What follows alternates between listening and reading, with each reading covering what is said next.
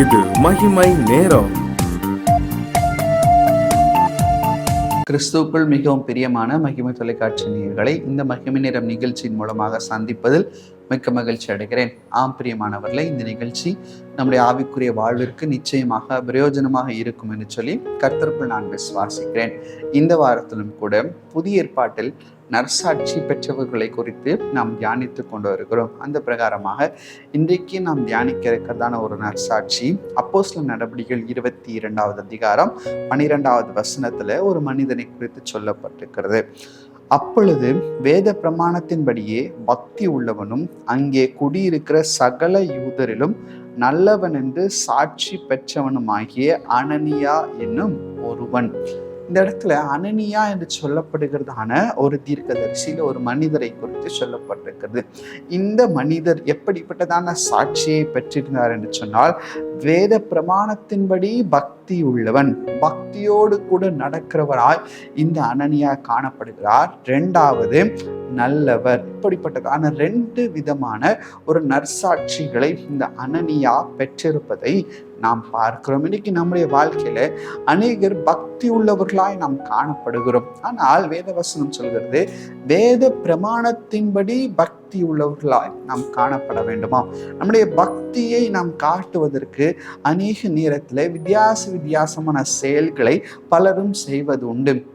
தன்னை காயப்படுத்திக் கொள்வது, இப்படிப்பட்டதான செயல்களை அநேகர் ஈடுபடுவது உண்டு. ஆனால் கர்த்தர் சொல்கிறான், வேத பிரமாணத்தின்படி பக்தி உள்ளவனாய் இந்த அனனியா காணப்பட்டான். அப்படி என்றால் வேத பிரமாணத்தின்படியான பக்தி என்றால் என்ன என்று சொல்லி நாம் பார்க்கும்போது, சங்கீதங்களின் புஸ்தகம் 4வது சங்கீதம் 3வது வசனத்துல கூட நாம் வாசிக்கிறோம், பக்தி உள்ளவனை கர்த்தர் என்ன செய்கிறாராம்? தமக்காக தெரிந்து கொள்கிறாராம். அப்போ அந்த தெரிந்தெடுத்தலை உணர்ந்தவனாய் கூட இந்த பக்தி உள்ளவன் காணப்படுகிறான். அவன் தான் வேத பிரமாணத்தின்படி பக்தி உள்ளவன். ஆண்டவர் என்னை தெரிந்தெடுத்திருக்கிறார், இந்த நோக்கத்திற்காக தெரிந்தெடுத்திருக்கிறார், இந்த காரியத்திற்காக தெரிந்தெடுத்திருக்கிறார். என்னுடைய வாழ்க்கையில நான் செய்ய வேண்டிய காரியங்கள் இன்னது என்று சொல்லி திட்டமாய் கர்த்தர் அந்த மனிதனோடு கூட இடைப்பட்டிருப்பான். அதுதான் உண்மையான பக்தி உள்ளவனாய் கூட பக்தி உள்ள ஒரு வாழ்க்கை. ஆனால் அப்படி இல்லாதபடிக்கு நான் இதை செய்வது நிமித்தமாக என்னுடைய பக்தியை கர்த்தரிடத்தில் வெளிப்படுத்துகிறேன், நான் இப்படிப்பட்டதான நேர்த்தி கடன்களை செய்வது நிமித்தமாக என்னுடைய பக்தியை கர்த்தரிடத்துல வெளிப்படுத்துகிறேன் என்று சொல்லி அநேகர் தவறாக புரிந்து கொள்வது உண்டு. பிரியமானவர்களே, இன்னைக்கு நம்முடைய வாழ்க்கையில வேத பிரமாணத்தின்படி இந்த அனனியாவை போல பக்தி உள்ளவர்களாய் நாம் காணப்படுகிறோமா யோசித்து பார்க்க வேண்டும். யோவான் 9வது அதிகாரம் 31வது வசனத்துல கூட நாம் வாசிக்கிறோம், பாவிகளுக்கு தேவன் செவி கொடுக்கறதில்லை என்று அறிந்திருக்கிறோம். ஒருவன் தேவ பக்தி உள்ளவனாயிருந்து அவருக்கு சித்தமானதை செய்தால் அவனுக்கு செவி கொடுப்பார். அப்ப இன்னைக்கு இடத்துல பக்தி இருக்குது, ஆனா அந்த பக்தியை நான் மற்றவர்களுக்கு நான் வெளிப்படுத்துகிறேன், ஆனால் கர்த்தரின் சித்தப்படி நான் செய்யவில்லை. எனக்கு எது விருப்பமாய் காணப்படுகிறதோ, எனக்கு எது சித்தமாய் காணப்படுகிறதோ அதன்படி நான் செய்கிறேன், அதன்படி நான் இந்த காரியங்களை நடப்பிக்கிறேன் என்று சொன்னால் அது கர்த்தருக்கேற்ற தேவ பிரமாணத்தின்படியான பக்தி அல்ல. இப்ப பக்தியா இருக்கிறவன் கர்த்தருடைய சித்தம் என்னது என்பதை புரிந்து கொண்டு அந்த சித்தத்தை நிறைவேற்றுகிறவனாய் கூட காணப்படுகிறான். இதுதான் உண்மையான பக்தி. இன்னைக்கு நம்முடைய பக்தியை ஒரு நிமிடம் நாம் நமக்கு முன்பாக நிறுத்தி பார்ப்போம். ஆண்டவர் ஒரு சில காரியங்களை செய்ய சொல்லியிருப்பார், ஆனால் அதையெல்லாவற்றையும் செய்யாமல் என்னுடைய வாழ்க்கையில இதுதான் கர்த்தருடைய சித்தம் என்று சொல்லி நம்முடைய தீர்மானத்தை அதன் மேல் திணித்து நான் கர்த்தருக்கு முன்பாக பக்தி உள்ளவனாய் இருக்கிறேன் என்று சொல்லி நாம் நம்மை நாமே காண்பித்து கொண்டிருப்போம். இது அல்ல உண்மையான பக்தி. இந்த பக்திக்கு நம்மால் என்ன செய்ய முடியாது? நற்சாட்சியை பெற முடியாது. ஆனால் உண்மையாகவே கர்த்தருடைய சித்தத்தின்படி நடந்து கொண்டு அவருடைய தெரிந்தெடுத்தலே நோக்கத்தை உணர்ந்து கொண்டு செயல்படுகிறவர்களுக்கு கர்த்தர் மிக மிக நெருக்கமுள்ளவராய் இருக்கிறார். அவர்கள் தான் தேவ பக்தி உள்ளவர்களாய் நடந்து கொள்கிறார்கள். 2 பேதுரு 2வது அதிகாரம் 9வது வசனத்துல கூட நாம் இன்னும் வாசிக்கிறோம், கர்த்தர் தேவ பக்தி உள்ளவர்களை சோதனையின்றி ரட்சிக்கவும் அக்கிரமக்காரரை ஆக்கினைக்குள்ளாக நியாய தீர்ப்பு நாளுக்கு வைக்கவும் அறிந்திருக்கிறார். கர்த்தர் தேவ பக்தி உள்ளவர்களை சோதனையிலிருந்து ரட்சிக்க அவர்களை அறிந்திருக்கிறார். ஆனா இன்னைக்கு நம்ம என்ன செய்கிறோம்? பக்தியை வெளிப்படுத்துவதற்காக அநேக சோதனைகளுக்குள்ளாக நம்மை ஈடுபடுத்தி கொண்டிருக்கிறோம். ஆனால் வேத வசனம் அப்படி சொல்லவில்லை. என்ன சொல்லுகிறது?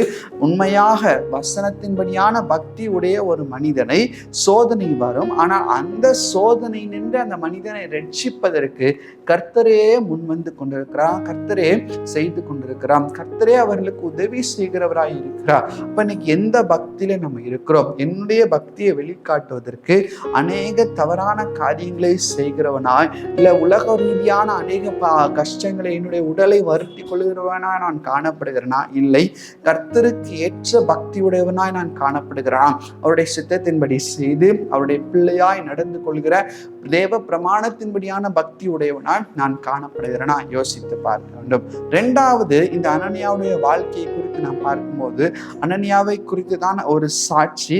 இந்த அனனியா நல்லவராய் காணப்படுகிறார். வேத பிரமாணத்தின்படி பக்தி உள்ளவனும் நல்லவனும் என்று சொல்லப்படுகிறது. அப்ப இந்த நல்லவனுக்குரிய தன்மை நமக்குரிய இருக்கிறதா? இன்னைக்கு அநேகம் பேர் சொல்லுவாங்க, ஒருத்தருடைய பேரை சொன்னா அவர் ரொம்ப நல்லவர், எது கேட்டாலும் செய்வார், இப்படியெல்லாம் சொல்லுவாங்க. ஆனால் ஆண்டவரும் இதே போல சாட்சியை நம்முடைய வாழ்க்கையில கொடுக்க முடியுமா? உண்மையாக என் பிள்ளை ரொம்ப நல்லவங்கப்பா, என் பிள்ளை ரொம்ப நல்லவனா, நான் என்னுடைய எதிர்பார்ப்புகள் எல்லாவற்றையும் என்னுடைய மகன் என்னுடைய மகள் நிறைவேற்றுகிறார் என்கிறதான ஒரு சாட்சியை நாம் பெற முடியுமா? யோசித்து பார்க்க வேண்டும். நீதிமொழிகளின் புஸ்தகம் 12வது அதிகாரம் 12வது வசனத்துல கூட இந்த நல்லவர்களை குறித்து நாம் என்ன வாசிக்கிறோம் என்று சொன்னால், நீதிமொழிகள் 12:2, நல்லவன் கர்த்தரிடத்தில் தயை பெறுவான், துர்சிந்தனைகள் உள்ள மனுஷன் அவர் ஆக்கினைக்கு உட்படுத்துவார். இன்னைக்கு கர்த்தருடைய தயையை நாம் பெற வேண்டும். ஆனால் நமக்கு ஒரு தகுதியே இல்லை. ஆனாலும் கூட கர்த்தர் நமக்கு தயையும் இரக்கத்தையும் பாராட்ட வேண்டும் என்று சொன்னால் நம்முடைய வாழ்க்கையில நாம் நல்லவர்களாய் காணப்பட வேண்டும். அதிலும் விசேஷமாக கர்த்தருடைய பார்வையிலே நல்லவர்களாய் காணப்பட வேண்டும். கர்த்தருடைய பார்வையிலே நல்லவர்களாய் இருக்கிறவர்கள் எப்படி இருப்பார்கள்? பிறரை வஞ்சிக்க மாட்டார்கள், வாயின் வார்த்தைகளை காத்துக்கொள்வார்கள், இருதயத்திலே சுத்தமுள்ளவர்களாய் கூட காணப்படுவார்கள், கபடில்லாதவர்களாய் கூட காணப்படுவார்கள். இன்னைக்கு இப்படிப்பட்டதான வாழ்க்கையை நாம் வாழ்ந்து கொண்டிருக்கிறோமா? யோசித்து பார்ப்போம். நீதிமொழிகள் 13:22 கூட நாம் வாசிக்கிறோம், நல்லவன் தன் பிள்ளைகளின் பிள்ளைகளுக்கு சுதந்திரம் வைத்து போகிறான், பாவியின் ஆஸ்தியோ நீதிமானுக்காக சேர்த்து வைக்கப்படும். இப்போ இன்னைக்கு நாம் வாழ்கிறதான இந்த வாழ்க்கை, நாம் பெறுகிறதான இந்த சாட்சி, நல்லவர்கள் என்று சொல்லி ஒருவேளை நாம் சாட்சி பெறுவோம் என்று சொன்னால் கர்த்தருடைய பார்வையில அந்த சாட்சி அங்கீகரிக்கப்பட்டு நம்முடைய தலைமுறையாக அது ஆசீர்வாதத்தை கொடுக்கிறதாய் கூட காணப்படுகிறது. ஒருவேளை இதை பார்த்து கொண்டிருக்கிறதான அருமையான சகோதரனே சகோதரியே, ஏதாவது காரியங்கள்ல கர்த்தருக்கு முன்பாக நல்லவர்கள் என்று சொல்லி சாட்சி பெறுவதற்கு தகுதியற்றவர்களாய் நம்முடைய ஒரு சில காரியங்கள் காணப்படுகிறது. இன்னைக்கு அந்த காரியங்களை நாம் எடுத்து போடும் நம்முடைய பிள்ளைகளுடைய வாழ்க்கையில ஆசீர்வாதத்தை உண்டாக்குவதற்கு தடையாக இன்னைக்கு நம்முடைய வாழ்க்கையில காணப்படுகிறதான காரியங்கள் இருக்கிறது.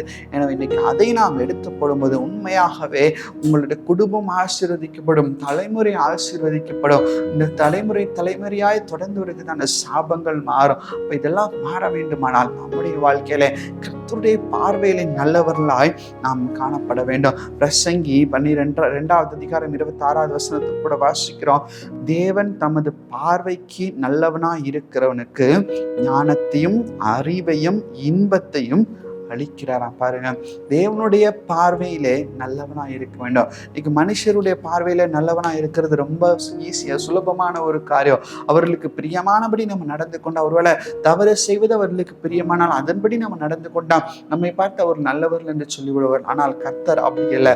உத்தமமாய் உண்மையா வேதத்தின்படி நடக்கிறவர்களை தான் கர்த்தர் நல்லவர்களாய் அவர் அங்கீகரிக்கிறவராய் கூட காணப்படுகிறார். அப்படிப்பட்டவர்களுக்கு கர்த்தர் எதெல்லாம் கொடுக்கிறாராம்? ஞானத்தை கொடுக்கிறார், அறிவை கொடுக்கிறான். எல்லாவற்றிற்கும் மேலாக மனிதன் எங்கு தேடியும் கிடைக்காத இன்பமான ஒரு வாழ்க்கையை இந்த நல்லவர்களுக்கு என்று சொல்லி கர்த்தர் வைத்திருக்கிறார். பிரியமானவர்களே, இன்னைக்கு இந்த வாழ்க்கை வாழ நம்மை நாமே அர்ப்பணிப்போம். இந்த அனனியாவை போல பக்தி உள்ளவன் என்றும் நல்லவன் என்றும் சாட்சி பெறுகிறதான ஒரு வாழ்க்கையை நாம் பெற்றுக்கொள்வோம். அப்படிப்பட்டதான வாழ்க்கை வாழ கர்த்தர் அழைக்கிறார். இந்த சாட்சி நிமித்தமாக இந்த அனனியாவுடைய வாழ்க்கையில என்ன நடந்தது என்று சொல்லி பார்த்தோமானால் அப்போஸ்தலர் 9:17 வாசிக்கிறோம், அப்பொழுது அனனியா போய் வீட்டுக்குள் பிரவேசித்து அவன் மேல் கையை வைத்து, சகோதரனாகிய சவுலே, நீ வந்த வழியில் உனக்கு தரிசனமான இயேசுவாகிய கர்த்தர் நீ பார்வை அடையும்படி பரிசுத்த ஆவியினால் நிரப்பப்படும்படிக்கு என்னை அனுப்பினார் என்றார். பாருங்க, இந்த அனனியா தன்னுடைய வாழ்க்கையை உண்மையாகவும் உத்தமாகவும் பக்தி உள்ளவனாகவும் நல்லவனாகவும் காத்து கொண்டது நிமித்தமாக கர்த்தர் அனனியாவை பயன்படுத்த ஆரம்பிக்கிறார். இன்னைக்கு நம்முடைய வாழ்க்கையிலும் கூட நாம் பயன்படுத்த வேண்டும் என்று சொன்னால் அனனியாவை போல சாட்சி பெற்றவர்களாய் கூட நாம் மாற்றப்படுவோம். கர்த்ததாமே இந்த வார்த்தைகளின் மூலமாய் நம்ம ஒவ்வொருவரையும் காத்து வழி நடத்துவாராக. கண்களை மூடி ஜெபிப்போம். எங்களை நேசிக்கிறதான நல்ல பிதாவே, நீர் கொடுத்த நல்ல வார்த்தைகளுக்காக நன்றி. எங்களுடைய வாழ்க்கையிலும் கூட ஆண்டவரே, தேவ பக்தி உள்ளவர்களாகியும் நல்லவர்களாகியும் நாங்கள் வாழ எங்களுக்கு உதவி செய்ய முடியாது ஜெபிக்கிறோம். அனனியாவை போல நாங்கள் சாட்சி பெற்றுக்கொள்ள நீரே கிருபை பாராட்ட உமக்கே துதிகன மகிமையை எடுக்கிறோம். இப்ப ராமேஸ்வரம் மூலம் ஜெபிக்கிறோம் எங்கள் நல்ல பிதாவே. ஆமேன், ஆமேன்.